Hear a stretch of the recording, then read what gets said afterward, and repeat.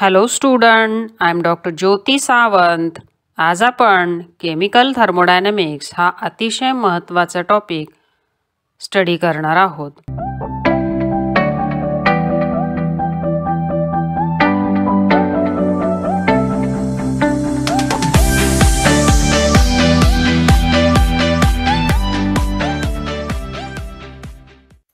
या टॉपिकसाठी marks without option 6 आहेत आणि मार्क्स विथ ऑप्शन 8 आहेत.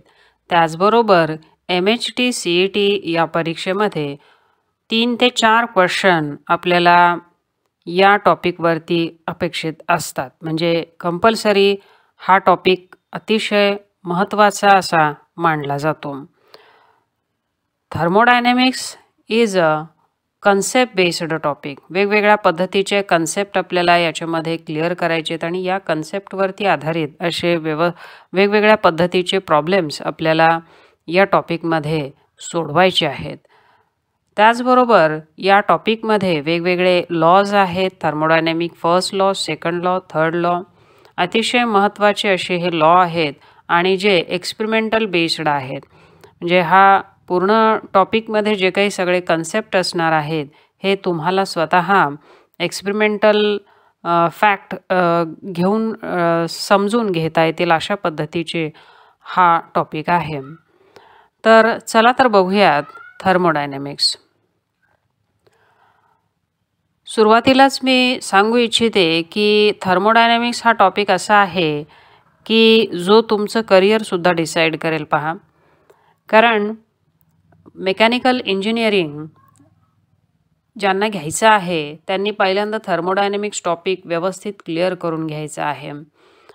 जर त्यांना थर्मोडायनॅमिक्समधले कन्सेप्ट क्लिअर झाले, जर त्यांना हा टॉपिक आवडू लागला तर निश्चितपणे त्यांना मेकॅनिकल इंजिनिअरिंगमध्ये आपली चॉईस निवडता येऊ शकते. कारण मेकॅनिकल इंजिनिअरिंगमध्ये आपल्याला एक पूर्ण अख्खा पेपर तुम्हाला थर्मोडायनॅमिक्स नावाचा सोडवायचा आहे मेकॅनिकल इंजिनिअरिंगमध्ये. So let us start thermodynamics. Thermo means thermal आणि डायनॅमिक्स मीन्स चेंज. तर थर्मोडायनॅमिक्समध्ये आपल्याला काय बघायचं आहे? The branch of physical chemistry that deals with study of energy changes in physical and chemical transformations is called thermodynamics.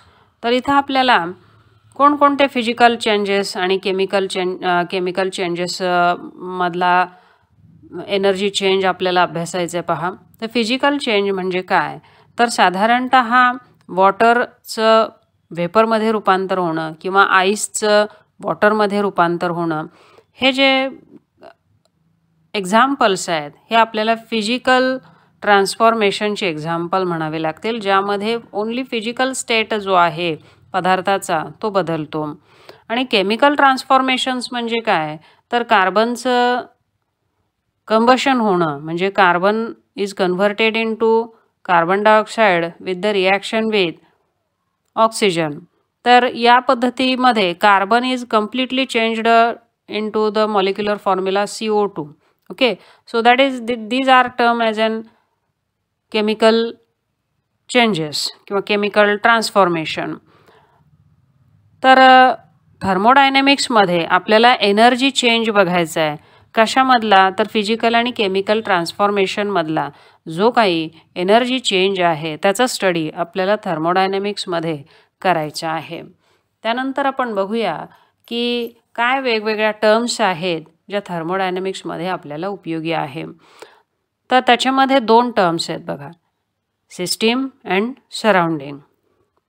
A part of universe under the thermodynamic study is called system and a part of universe excluding system is called as surrounding. तर याच्यासाठी आपल्याला एक उदाहरण घेता येईल, ते म्हणजे जर आपण चहा बनवायला घेतला तर चहाचं भांडं, त्यामध्ये असणारं पाणी, चहा, साखर आणि बर्नर ह्या ज्या गोष्टी आहेत आणि ह्या गोष्टी घेऊन आपण जेव्हा चहा बनवतो आणि त्याच्यामधला जो हीट चेंज जेव्हा तपासतो तर चहा चहाचं भांडं आणि खाली असणारा बर्नर ही आपली सिस्टीम झाली. तर पहा, या व्यतिरिक्त युनिव्हर्समध्ये जो काही भाग आहे त्याला आपण सराउंडिंग असं म्हणू शकतो. म्हणजे सिस्टीम म्हणजे काय? अ part of universe under thermodynamic study is called system, and all other part of universe outside the system such as cylinder, room and other are called as an surrounding. So see the figure very carefully. Here they have given the gaseous system and it is enclosed in a cylinder, and the other part is surrounding. Now we'll focus on the types of system. There are 3 types of system: open system, closed system and isolated system. See in the figure 4.2, which is of the open system figure A.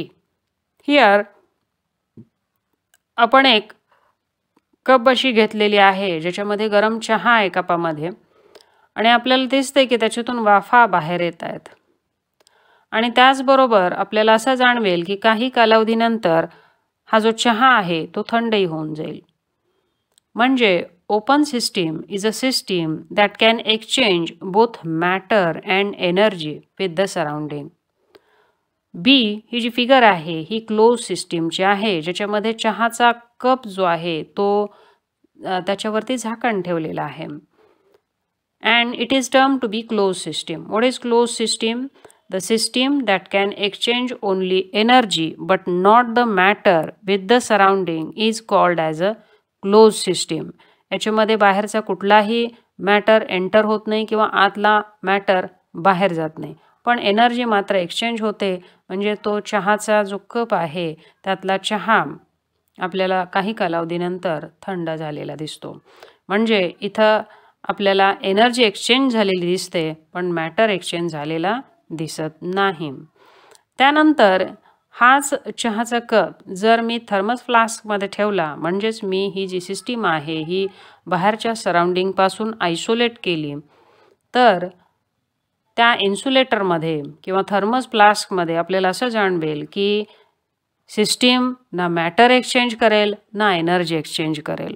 मग isolated system कशी define करायची? अ system that can not change both matter and energy with the surrounding. अशी system की जी मॅटरही exchange करत नाही, एनर्जीही exchange करत नाही surrounding बरोबर, तर अशा सिस्टीमला आयसोलेटेड सिस्टीम असं म्हटलं जातं. पुन्हा एकदा माझ्याबरोबर रिपीट करा. What is mean by open system? A system that can exchange both matter and energy with the surrounding is called open system. Closed system is a system that can exchange only energy but not the matter with the surrounding is called as closed system. And isolated system is a system that cannot exchange both matter and energy with the surrounding is called isolated system. Now let us discuss the new part, that is properties of system. सिस्टीमच्या वेगवेगळ्या properties आहेत. त्यामध्ये amount of मॅटरवरती आपल्याला 2 प्रॉपर्टीचे प्रकार जे आहेत हे बघायला मिळतात. पहिली प्रॉपर्टी आहे extensive property and second property आहे इंटेन्सिव्ह प्रॉपर्टी. आता एक्सटेन्सिव्ह प्रॉपर्टी म्हणजे काय? अ property which depend on amount of matter present in a system is called extensive property.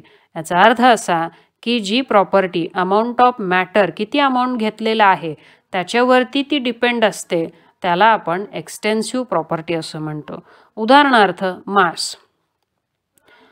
जर अमाऊंट ऑफ मॅटर वाढला मास वाढतो, जर अमाऊंट ऑफ मॅटर कमी झाला तर मास कमी होतो. त्याच पद्धतीनं व्हॉल्यूमसुद्धा कमी जास्त होतो जर अमाऊंट ऑफ मॅटर कमी जास्त केला तर. त्यानंतर आपण पाहूया इंटरनल एनर्जी. इंटरनल एनर्जी म्हणजे काय? The energy stored inside the body is called as an internal energy.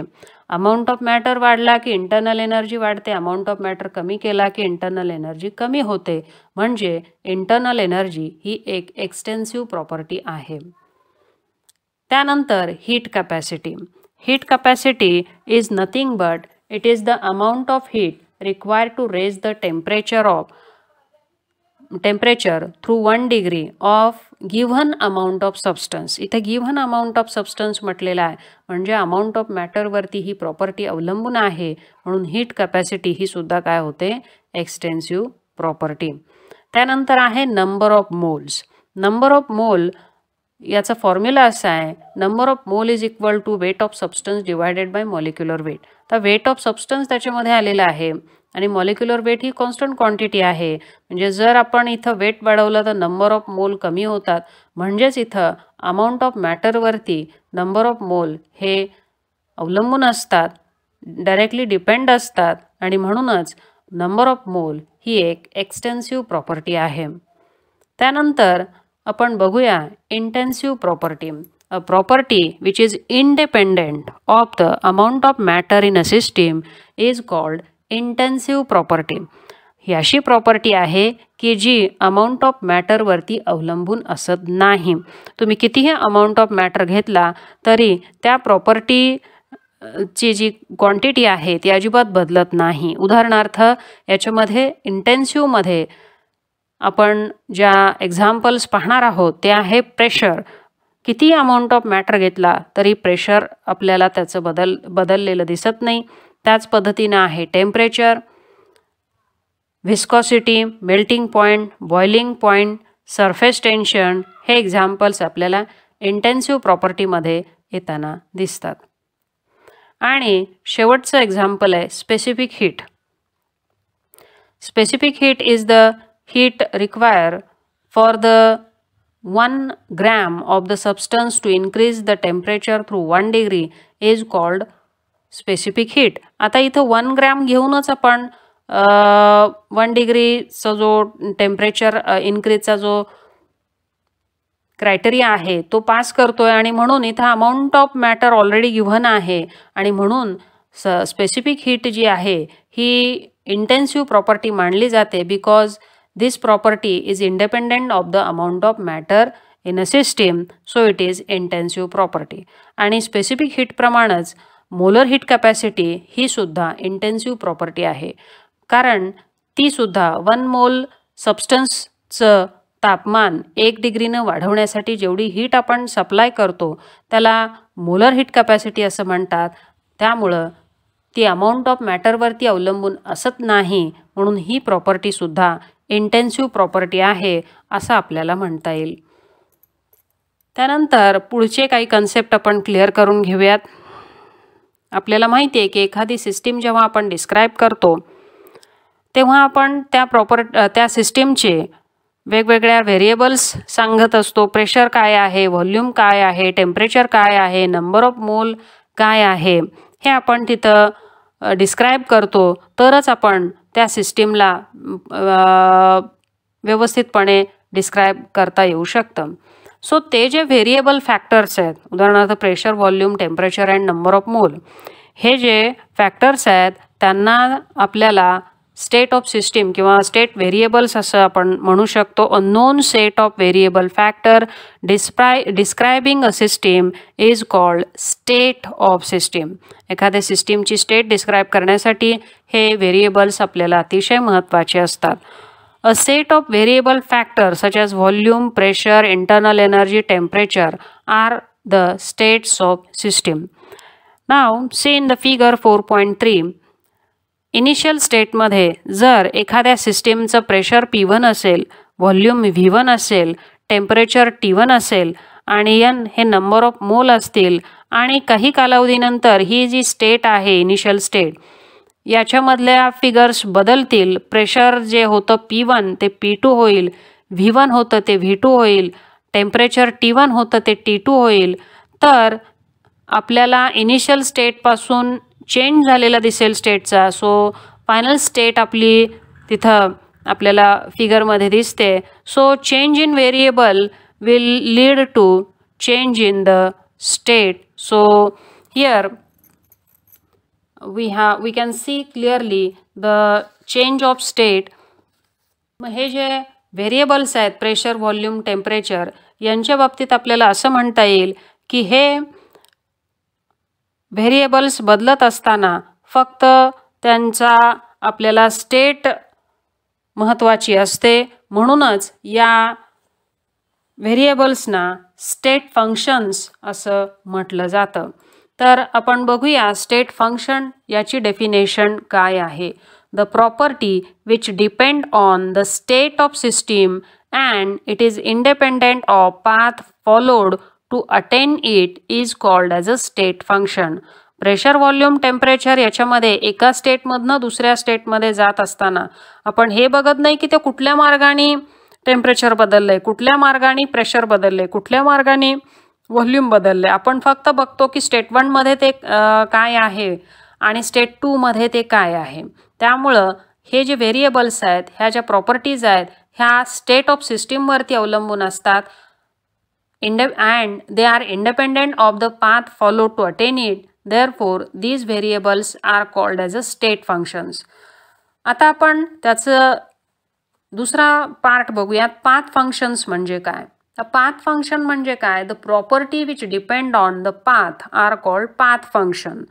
आता पहा की वर्क डन आहे W आणि हीट हे दोन पाथ फंक्शन्स आहेत.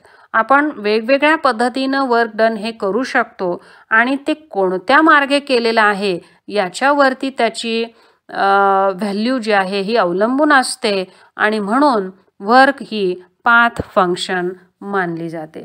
उदाहरणार्थ आपल्याला एक टास्क करायचं आहे की ग्राउंड फ्लोअरवरून तिसऱ्या फ्लोअरवरती आपल्याला जायचं आहे. तर याच्यामध्ये जे वर्क डन आपल्याला करायचं आहे ते टास्क म्हणजे की ग्राउंड फ्लोअरवरून तिसऱ्या फ्लोअरवरती आपल्याला जायचं आहे. मग पहिला वे असा असेल की एखादा व्यक्ती सरळ तिसऱ्या मजल्यावरती जाईल ग्राउंड फ्लोअरवरून, हा पहिला मार्ग झाला. दुसरा व्यक्ती कदाचित पहिल्या मजल्यावरती येईल, परत तो खाली येईल, परत तो वर येईल, हा दुसरा वे झाला.